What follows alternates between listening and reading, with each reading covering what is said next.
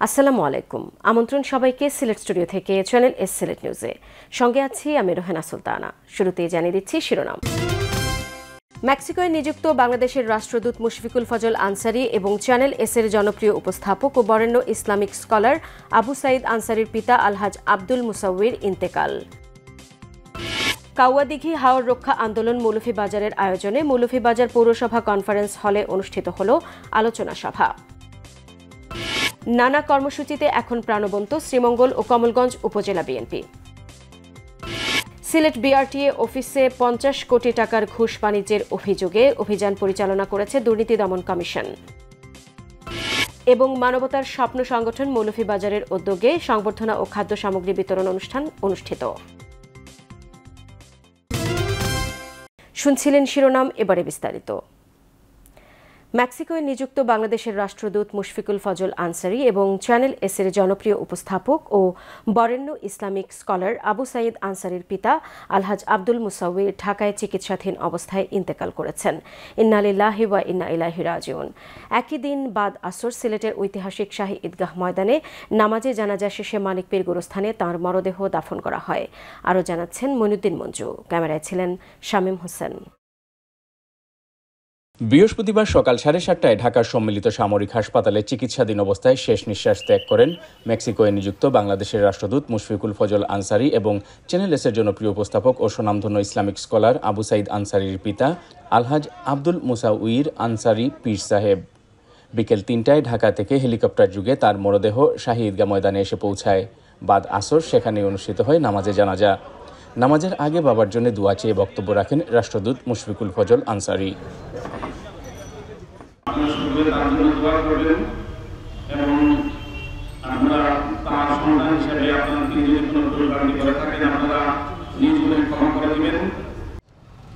জানাজার নামাজে ইমামতি করেন মরহুম আলহাজ আব্দুল মুসাউইর আনসারীর ছেলে আবু সাঈদ আনসারী। দীর্ঘদিন তিনি এক্সাইলের মতো ছিলেন। আমার ভাইয়ের কারণে তাকে অনেক নির্যাতন সহ্য করতে হয়েছিল। হয়তো শারীরিক না হলে মানসিকভাবে তিনি নির্যাতনের শিকার হয়েছিলেন। আমাদের বাসার কয়েকবার রেইড করা হয়েছে। আমার বাবা কোনো রাজনীতি করতেন না, তিনি নির্ভেজাল মানুষ ছিলেন। তিনি একাডেমিক একজন মানুষ ছিলেন। তিনি আমাদেরকে শিক্ষার প্রতি উৎসাহ দান করতেন। বাবা রেজিম চেঞ্জ হবার পরে তাকে আটকানো যায়নি। বাংলাদেশে তিনি ছুটে এসেছেন। জানাজার নামাজে অংশ নেন সিলেটের সুধীজন সহ সর্বস্তরের মানুষ। এ সময় তারা বলেন, আলহাজ আব্দুল মুসাউইর আনসারী ছিলেন একজন সর্বজন শ্রদ্ধেয়, সমাজ হিতৈষী এবং ধর্মপ্রাণ ব্যক্তিত্ব। উনি অনেক ভালো মানুষ ছিলেন। জীবিত থাকাকালীন মানুষের উপকার কল্যাণ করার জন্য সবসময় উদ্গ্রীব থাকতেন। উনি নিপীড়িত নির্যাতিত মানুষ ছিলেন, মজলুম ছিলেন। তো আল্লাহ তো এমনিও নিপীড়িত নির্যাতিত মজলুমদেরকে ক্ষমা করেন, ভালোবাসেন। তা আমি আজকে এটাই কামনা করব যে আল্লাহ ওনার সবগুলো নেক কর্মকে কবুল করুন। তো উনার তো নামাজে জানাজাও পড়েছে, আবার ওনার আরেকজন সন্তান দেশের কাজে নিয়োজিত। তো আমরা চাই এ ধরনের সন্তান আমাদের সকলে হোক। আমরা দোয়া করি আল্লাহ পাক যেন ওনাকে জান্নাতবাসী করেন। মুশফিকুল ফজল আনসারী গণতন্ত্রের পক্ষে সোচ্চার ভূমিকা রাখায় ফ্যাসিস্ট সরকার কর্তৃক তার পিতামাতাকেও রোষের শিকার হতে হয়। এসব কথা স্মরণ করে সুধীজনেরা বলেন, শেষ বয়সে সহধর্মিনীর কাছ থেকেও 8 বছর বিচ্ছিন্ন থাকতে হয়েছে তাকে। দীর্ঘ 8 বছর উনি নির্বাসিত জীবনযাপন করেছেন। সেটি করার কারণ হচ্ছে মুশফিকুল ফজল আনসারী।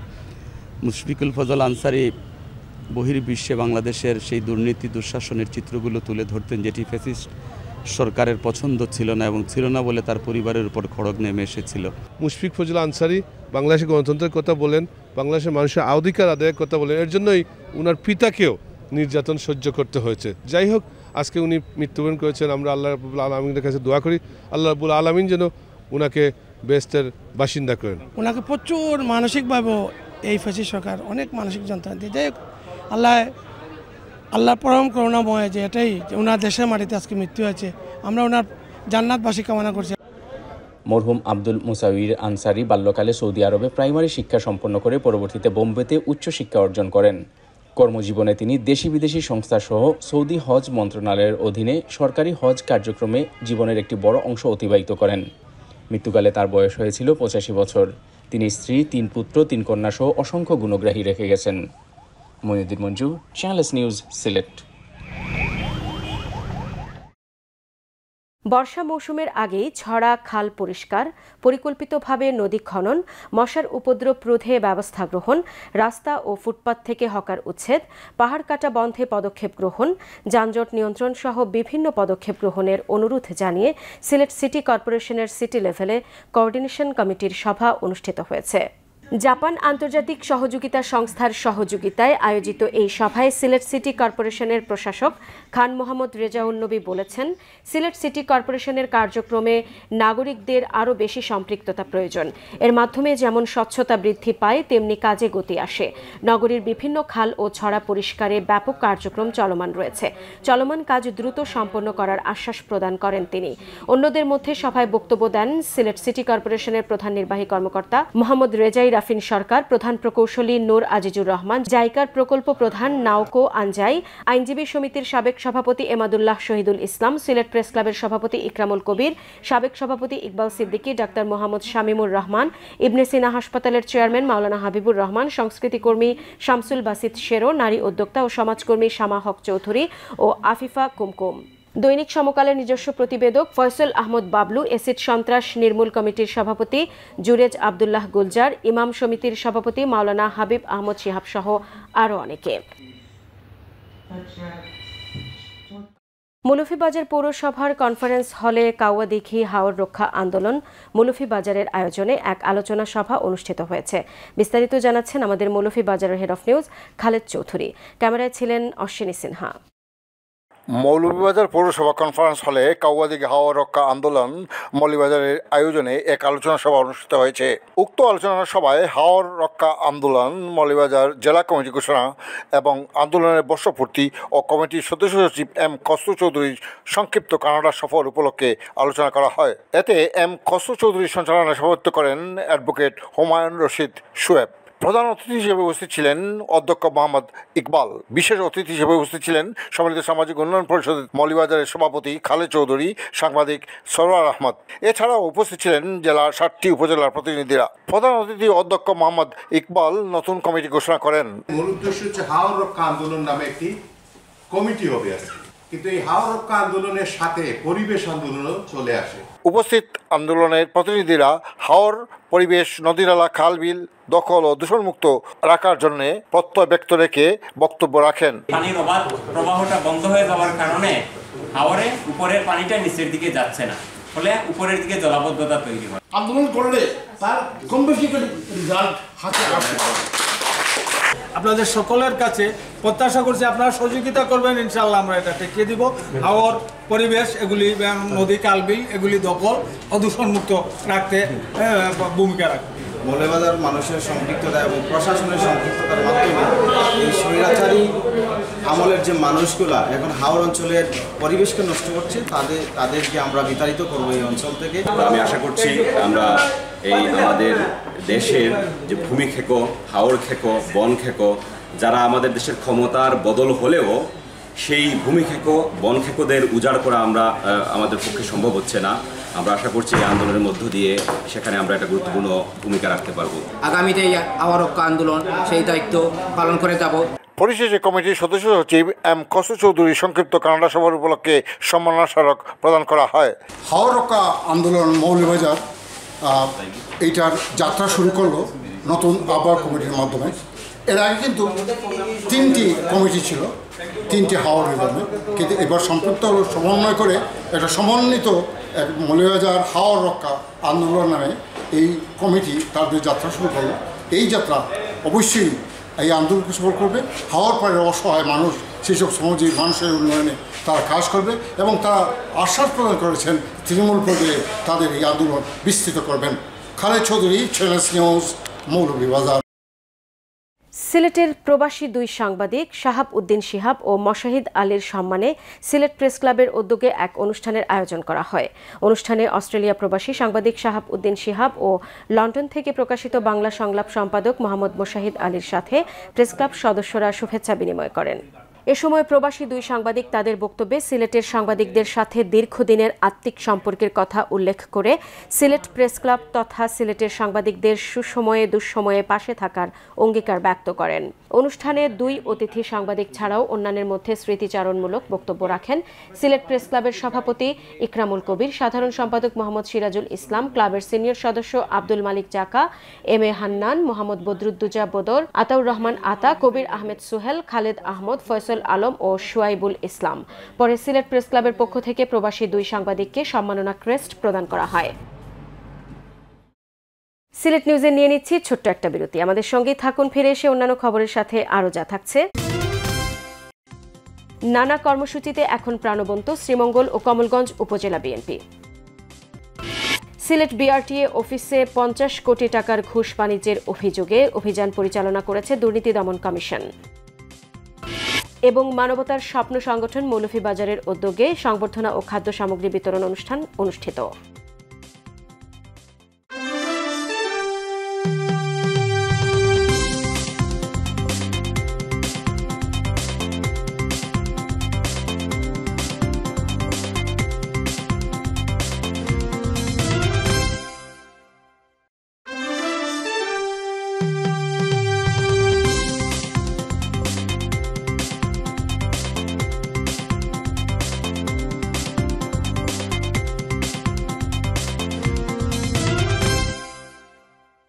স্বাগত আরেকবার সিলেট স্টুডিও থেকে চ্যানেল এস সিলেট নিউজে।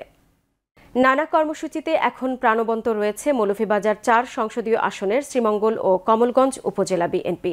কমলগঞ্জের কৃতি সন্তান বিএনপি কেন্দ্রীয় নির্বাহী কমিটির সদস্য আলহাজ মুজিবুর রহমান চৌধুরী হাজি মুজিব দলের বিভিন্ন কর্মকাণ্ড পরিচালনা ও এলাকার মানুষদের নিয়ে সরব সময় কাটাচ্ছেন। মৌলভীবাজার প্রতিনিধির তথ্য ছবিতে বিস্তারিত দেখুন ডেস্ক রিপোর্টে। বিএনপির ভারপ্রাপ্ত চেয়ারম্যান তারেক রহমানের নির্দেশনা তৃণমূল মানুষের মধ্যে পৌঁছে দিতে মৌলভীবাজারের শ্রীমঙ্গল ও কমলগঞ্জে প্রিন্ট ও ইলেকট্রনিক মিডিয়ার কর্মরত সাংবাদিকদের সাথে মত বিনিময় করেন বিএনপির কেন্দ্রীয় নির্বাহী কমিটির সদস্য আলহাজ মুজিবুর রহমান চৌধুরী হাজি মুজিব। মত বিনিময় সভায় তিনি শ্রীমঙ্গল ও কমলগঞ্জের সমসাময়িক বিষয়াবলী নিয়ে আলোচনা ছাড়াও তিনি বলেন, তার দলের ভারপ্রাপ্ত চেয়ারম্যান তারেক রহমানের স্পষ্ট নির্দেশনা রয়েছে, বিএনপি বা বিএনপির অঙ্গ সংগঠনের নাম ভাঙিয়ে কেউ চাঁদাবাজি বা অন্যায় কাজ করলে তাদের বিরুদ্ধে দল সাংগঠনিক ব্যবস্থা নেবে। আমার দলে যারা এই ধরনের আমার দলের ক্ষতি হয় এমন কর্মকাণ্ডের মধ্যে জড়িত আছে, আপনারা ওপেনভাবে লিখবেন। কেউ যদি মামলা দেয়, মামলা নিয়ে ভয়ের কিছু নাই, আপনারা সত্য কথাটা তুলে দেবেন। তাইলে আমার নেতা তারেক রহমান সাহেবের নির্দেশনা অনুযায়ী আমরা কাজ করতে পারবো। আমরা যদি জানলামই না, আপনি একটা অন্যায় দেখলেন, চাপিয়ে গেলেন কি আপনি নিজে ইয়ে হয়ে গেলেন, তাহলে তো আমরা জানতে পারবো না। মত বিনিময় সভায় শ্রমিক দল নেতা সহ উপজেলা বিএনপির নেতৃবৃন্দ উপস্থিত ছিলেন। কমলগঞ্জ শ্রীমঙ্গল মাটির মানুষের নেতা আলহাজ মুজিবুর রহমান সাহেবকে পেয়ে আমার শ্রমিক দল শ্রমিক ইউনিয়ন আমাদের ঐক্যফ্রন্ট এত আনন্দিত হয়েছে যে ওই মহানদাকে পাশে পেয়ে তারা আনন্দ দিশারা হয়ে তাদের মনের অনেক দিনের আকাঙ্ক্ষা পূরণ হয়েছে। এইটু যদি পারি না প্রশাসনের মাধ্যমে এই দখলবাজ বালুর মহালদারি যারা বিভিন্ন টেন্ডারবাজি চাঁদাবাজি যারা করে এদের কাছ থেকে আমরা মুক্তি পেতে হই। আমরা যে দলের কর্মকাণ্ড চালিয়ে যাচ্ছি, আমাদের কর্মকাণ্ড কতটুকু সঠিকভাবে চালিয়ে যাচ্ছি আপনাদের সম্মুখে তুলে ধরবেন। আপনারা এই জিনিসটা মিডিয়া এবং পত্রিকায় প্রচার করবেন। এলাকার সার্বিক বিষয়ে নজরদারি করার পরেও কিছু লোক অপকর্মে লিপ্ত থাকতে পারে, আপনাদের মাধ্যমে উনি এই বিষয়গুলা জানলে ধর্মীয়ভাবে বিষয়টি সমাধানের চেষ্টা করবেন। আমরা স্পষ্ট ভাষায় বলতে চাই, আমাদের নেতার নির্দেশ এবং আমাদের কেন্দ্র নেতা এখানে উপস্থিত, ওনার মাধ্যমে আপনারা জানিয়ে দিবেন বিএনপি কারা এই চাঁদাবাজি করছে। এর আগে মে দিবসে শ্রমিক দলের উদ্যোগে বিশাল শোভাযাত্রা ও আলোচনা সভায় যোগ দেন হাজি মুজিব। জনাব তারেক রহমান সাহেবের নির্দেশনা আছে যে আমরা প্রত্যেক এলাকায় শ্রমিকদের পাশে যেন থাকি। উনি পরিষ্কার বলে দিতেন যে তোমরা মেহনতি মানুষের পাশে থেকে কাজ করো। এদিকে সাবেক প্রধানমন্ত্রী বেগম খালেদা জিয়া লন্ডন থেকে দেশে ফেরার সময় শ্রীমঙ্গল কমলগঞ্জের বিশাল জনঢল নিয়ে ঢাকা বিমানবন্দর এলাকায় তাকে স্বাগত জানান হাজি মুজিব। হাজি মুজিব আরও বলেন, বিএনপি গণমানুষের দল, দেশ ও দেশের মানুষের উন্নয়নে কাজ করাই হলো তাদের মূল লক্ষ্য। Moinuddin Manju, channel S news desk. Sylhet BRTA অফিসে 50 কোটি টাকার ঘুষ বাণিজ্যের অভিযোগে অভিযান পরিচালনা করেছে দুর্নীতি দমন কমিশন দুদক সিলেট। অভিযানে সিলেট বিআরটিএ অফিসের মোটরযান পরিদর্শক দেলওয়ার হোসেনের রুম থেকে 5টি ব্ল্যাঙ্ক চেক, 3টি মোবাইল ফোন এবং 1টি হকি স্টিক উদ্ধার করা হয়। অভিযোগ আছে হকি স্টিক দিয়ে বিভিন্ন সময়ে গ্রাহকদের অত্যাচার করতেন তিনি। এছাড়া রেকর্ড কিপার আব্দুর রাজ্জাকের কাছ থেকে একটি আবেদন ও গ্রাহকের 5,000 টাকা উদ্ধার করা হয়। তবে এসব অভিযোগের কথা অস্বীকার করেছেন অভিযুক্ত মোটরযান পরিদর্শক। দুদক সিলেট অঞ্চল সহকারী পরিচালক আশরাফ উদ্দিন জানান, বিআরটিএ দেশের পরিবহন ব্যবস্থাপনায় গুরুত্বপূর্ণ ভূমিকা পালন করে। তবে সংস্থাটির সেবার মান নিয়ে বহুদিন ধরেই নানা অভিযোগ রয়েছে। এমন অভিযোগের প্রেক্ষিতে সিলেট বিআরটিএ অফিসে অভিযান পরিচালনা করা হয়। জনাব দেলোয়ার হোসেন, ওনার রুম থেকে আমরা 5টি ব্ল্যাঙ্ক চেক উদ্ধার করি এবং 3টি মোবাইল ফোন তার ডয়ার থেকে, আলমারি থেকে আমরা সংগ্রহ করি, উদ্ধার করি। সাথে একটি হকি স্টিকারও পাওয়া যায়। সে এগুলো দিয়ে মানুষকে অত্যাচার করতে মর্মে অভিযোগ তার বিরুদ্ধে রয়েছে। দ্বিতীয়ত, আমরা আরেকটি বিষয়ে অভিযান পরিচালনা করি, সেটা হচ্ছে আব্দুর রাজ্জাক রেকর্ড কিপার। তার রুম থেকে আমরা একটি আবেদন ফর্ম উদ্ধার করি। সেটাতে আমরা ফর্মের সাথে 5,000 টাকা সহ সেটাতে সংশ্লিষ্ট একসাথে স্টেপলার করা ছিল ফর্মের সাথে, সেটা আমরা পেয়েছি। এগুলো আমরা ইতিমধ্যে ইনভেন্টরি করেছি। তাদের জিম্মায় এই বিআরটি এর সহকারী পরিচালক জনাব আশরাফ সিদ্দিকীর নিকট জিম্মায় প্রদান করেছি। মৌলভীবাজারের স্থানীয় একটি কমিউনিটি সেন্টারে মানবতার স্বপ্ন সংগঠন মৌলভীবাজারের উদ্যোগে এক সংবর্ধনা ও খাদ্য সামগ্রী বিতরণ অনুষ্ঠান 2025 অনুষ্ঠিত হয়েছে। বিস্তারিত জানাচ্ছেন আমাদের মৌলভীবাজারের head of news Khaled Chowdhury. ক্যামেরায় ছিলেন অশ্বিনী সিনহা। মৌলভীবাজারের স্থানীয় একটি কমিউনিটি সেন্টারে মানবতার স্বপ্ন সংগঠন মৌলভীবাজারের উদ্যোগে এক সংবর্ধনা ও খাদ্য সামগ্রী বিতরণ অনুষ্ঠান 2025 অনুষ্ঠিত হয়েছে। উক্ত অনুষ্ঠানে অত সংগঠনের অ্যাডমিন নানু মিয়ার সঞ্চালনায় সভাপতিত্ব করেন অ্যাডমিন শামীম আহমদ। প্রধান অতিথি হিসেবে উপস্থিত ছিলেন মৌলভীবাজার সম্মিলিত সামাজিক উন্নয়ন পরিষদের সভাপতি খালেদ চৌধুরী। সম্বর্ধিত অতিথিদের মধ্যে উপস্থিত ছিলেন সংগঠনের সহকারী গ্রুপ ক্রিয়েটার আমেরিকা প্রবাসী অ্যাডমিন জুয়েল আহমদ ও দাতা সদস্য লন্ডন প্রবাসী অ্যাডমিন সাজাদুর রহমান। এছাড়াও উপস্থিত ছিলেন বাংলাদেশ শাখার গ্রুপ অ্যাডমিন মোহাম্মদ আব্দুল আলিম, সিরাজুল ইসলাম রাহি ও আব্দুর রহমান পারভেজ সহ অন্যান্যরা। উপস্থিত অতিথিরা গ্রুপের প্রতিষ্ঠাতা মুহিদ মিয়া, সহকারী প্রতিষ্ঠাতা সাদিকুর রহমান, অ্যাডমিন ও দাতা সদস্য শেখ শামসু তালুকদার, প্রবাসী সমাজসেবক আজির উদ্দিন, রমজান আলী সহ গ্রুপের সকল অ্যাডমিন ও দাতা সদস্যদের প্রতি ধন্যবাদ জ্ঞাপন করে বক্তব্য রাখেন। আমি মানবতার স্বপ্ন এই জিনিসটা যে সংগঠনে রূপায়িত হয়েছে এবং তার কাজ করে যাচ্ছে, তার জন্য আগামী দিনে অবশ্যই তারা ইয়ের দাবিদার, প্রশংসার দাবিদার। যাকে নিয়ে আমাদের এই মহতী অনুষ্ঠান জুয়েল আহমদ ভাই সহ এবং আজকে আমাদের অ্যাডমিন নানু ভাই, ওনার আব্বার মৃত্যু দিয়ে আমরা মানবতার স্বপ্ন সংগঠনের পক্ষ থেকে সুখ প্রকাশ করছি।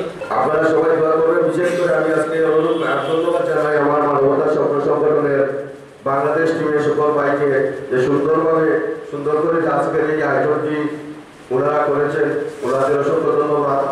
আজকের যা মাধ্যমে এই দুইজনের মাধ্যমে আজকে আপনার অনুষ্ঠান, আমরা সম্মানিত সহকারী গ্রুপ ক্রিয়েটর জনাব জুয়েল আহমদ, ওনার দেশে আগমন উপলক্ষে এবং সাজ্জাদুর রহমান ভাই মূল্যবান সময় দেওয়ার জন্য আমরা ধন্যবাদ জানাই। নানু ভাই আব্বা মাতৃতা দোয়া হইব কেন আমাদের প্রবাসে যারা আছেন তাদের আর্থিক সহযোগিতা এবং ওনাদের তদারকি এবং ওনাদের সঠিক এবং স্বচ্ছভাবে যে আমরা মানবতার স্বপ্ন সংগঠন চালিয়ে নিয়ে যাচ্ছি। আমাদের এই গ্রুপে আপনারা যারা আছেন অনেক প্রোগ্রামে দেখেছেন, অনেক বড় অর্থের টাকা দিয়ে মানুষের পাশে দাঁড়ানো হচ্ছে। ইনশাআল্লাহ আমরা সবাই এক কাজ করিয়া কাম করতাম। অনুষ্ঠানের এক পর্যায়ে গ্রুপ অ্যাডমিন নানু মিয়ার পিতার রুহের মাগফিরাত কামনা করে দোয়া করা হয়। অনুষ্ঠানের শেষ পর্যায়ে সম্বর্ধিত অতিথিদের হাতে সম্মাননা স্মারক প্রদান করা হয়। পরিশেষে অসহায় মানুষের মধ্যে খাদ্য সামগ্রী উপহার স্বরূপ বিতরণ করা হয়। উপকারভোগীরা এই উপহার পেয়ে তাদের আবেগ অনুভূতি প্রকাশ করেন। আল্লাহ তাআলার আরো সাহায্য করতে আর আব্বারও আল্লাহ মাফ করতে আমরা খুশি আছি। আল্লাহ তোমাদের বরকত দোয়া করছি। Khaled Chowdhury, channel news, Moulvibazar. হবিগঞ্জে অভ্যন্তরীণ বোরো ধান সংগ্রহ 2025-এর উদ্বোধন করা হয়েছে।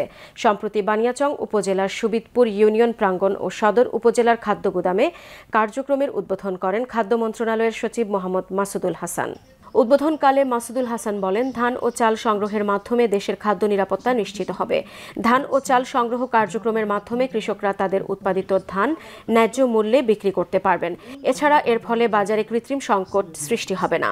সরকারি গুদামে ধান ও চাল সংগ্রহের মাধ্যমে খাদ্য মজুদ নিশ্চিতের মাধ্যমে দুর্যোগ ও চাহিদার সময়ে জনগণের নিরাপত্তা দেয়া সম্ভব হবে বলেও জানান তিনি। হবিগঞ্জ জেলা প্রশাসন ও খাদ্য বিভাগের আয়োজনে বানিয়াচং উপজেলা নির্বাহী অফিসার মাহমুদা বেগম সাথীর সভাপতিত্বে বিশেষ অতিথি হিসেবে উপস্থিত ছিলেন জেলা প্রশাসক ডক্টর মোহাম্মদ ফরিদুর রহমান, সিলেট বিভাগের আঞ্চলিক খাদ্য নিয়ন্ত্রক এস.এম. সাইফুল ইসলাম ও হবিগঞ্জ কৃষি সম্প্রসারণ অধিদপ্তরের উপপরিচালক মোহাম্মদ আক্তারুজ্জামান। এবার হবিগঞ্জ জেলায় বোরো ধান সংগ্রহের লক্ষ্যমাত্রা 36 টাকা কেজি ধরে 8,257 মেট্রিক টন, সিদ্ধ চাল 49 টাকা দরে 19,297 মেট্রিক টন এবং আতপ চাল প্রতি কেজি 48 টাকা হিসেবে 4,879 মেট্রিক টন সংগ্রহ করা হবে। মৌলভীবাজারের কমলগঞ্জ ও বড়লেখা থানায় ভারত থেকে পুশ করা 59 জনকে হস্তান্তর করেছে বিজিবি। এর মধ্যে কমলগঞ্জে 15 ও বড়লেখায় 44 জন। 46 বিজিবির অধিনায়ক লেফটেন্যান্ট কর্নেল এস.এম. জাকারিয়া জানান, আটককৃতদের যাচাই বাছাই করে দেখা গেছে তারা বাংলাদেশি। তাদেরকে পুলিশের কাছে হস্তান্তর করা হয়েছে, তবে তাদের বিরুদ্ধে কোনো মামলা দেওয়া হয়নি। তাদের স্বজনদের জিম্মায় ছেড়ে দেওয়া যেতে পারে। এদিকে বড়লেখা থানার ওসি তদন্ত জানান, সকালে 44 জন নারী পুরুষকে 52 বিজিবি তাদের কাছে হস্তান্তর করেছে। আইন প্রক্রিয়া শেষে তাদের স্বজনদের কাছে ছেড়ে দেওয়া হবে। সিলেট নিউজ আজ এই পর্যন্তই। সিলেট বিভাগের প্রত্যন্ত অঞ্চলের খবর জানতে চোখ রাখুন চ্যানেল এস এর পর্দায়। সবাইকে আবারও ধন্যবাদ এতক্ষণ সঙ্গে থাকার জন্য। আল্লাহ হাফেজ।